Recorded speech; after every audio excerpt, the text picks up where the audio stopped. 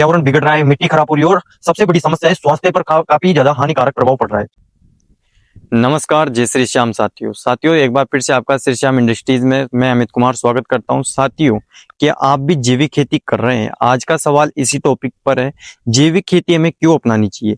साथियों, बिगड़ता मौसम और बिगड़ता इन्वायरमेंट, पर्यावरण बिगड़ रहा है, मिट्टी खराब हो रही है और सबसे बड़ी समस्या है स्वास्थ्य पर काफी ज्यादा हानिकारक प्रभाव पड़ रहा है। ये किस कारण से हो रहा है?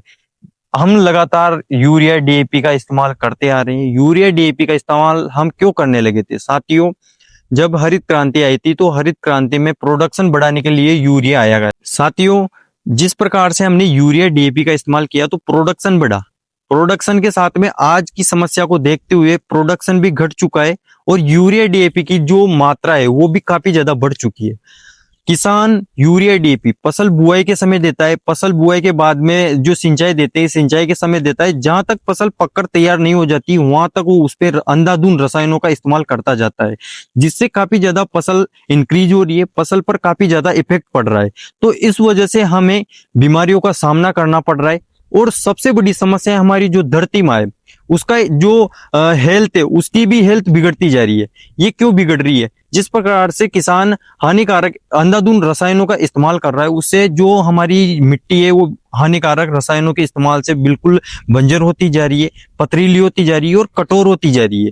तो साथियों, हमें इसका निवारण करने के लिए क्या करना पड़ेगा? साथियों, आप जैविक खेती अपनाओ। जैविक खेती में आप वो सारे गो आदानों पर जैविक खेती कर सकते हैं। हम वर्मी कंपोस्ट बनाते हैं और हमारे जो किसान हमसे जुड़े हुए हैं तो उन्हें हम वर्मी कंपोस्ट अवेलेबल करवा रहे हैं। और इसी के साथ में साथियों, जो जैविक खेती के पोषक तत्व प्रबंधन की जो इकाई है, जीवामृत हो गया, ब्रह्मास्त्र हो गया, नीमास्त्र हो गया, इसी के साथ में जैविक टॉनिक्स में मैं आपको बताता हूँ जो हमारा वर्मीवाश हो गया, ट्राइकोडर्मा एक फफूंदीनाशक कवक का काम करता है, जिसे हम वर्मी कंपोस्ट के अंदर ऐड कर कर उसे हम अपनी वर्मी कंपोस्ट के अंदर मिलाने से उसमें जो हमारे पोषक तत्व होते हैं वो काफी ज्यादा बढ़ जाते हैं। तो इससे हमारा जो फंगस लगती है पेड़ पौधों में, फसलों में, तो उसका निवारण किया जा सकता है। इसी के साथ में साथियों, अगर अपन बात करें न्यूट्रिशन, जो हमारी मिट्टी है उसे अच्छे से बनाने के लिए, उपजाऊ बनाने के लिए हम उसमें गोबर की खाद, अगर आप साथियों गोबर की खाद डालते हो तो उसमें एक्टिनोमाइसिटीज की 8 गुना तुलना कम होती है जो वर्मी कंपोस्ट खाद होती है। तो ये क्यों है साथियों? आप अगर वर्मी कंपोस्ट खाद डालोगे तो आपको गोबर की खाद जो डालोगे इसमें क्या डिफरेंस है? 1 ट्रॉली वर्मी कंपोस्ट की डालो और 8 ट्रॉली गोबर की डालो, बात बराबर है।